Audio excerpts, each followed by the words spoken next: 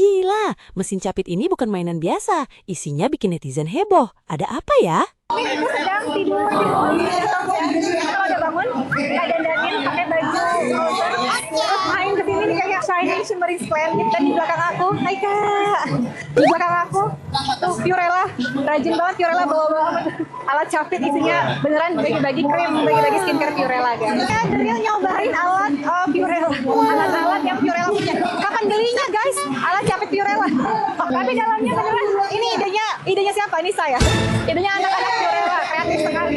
Beneran kalau dapat capitnya dapat beneran dikasih apa dibalikin lagi? Ada produknya juga dong. Oh gitu, baiklah. Kita coba ya. Mana ya? Ini ya. Aku deg-degan. Kita cari ya guys. Beneran dong. Aku ngincer bonekanya sih.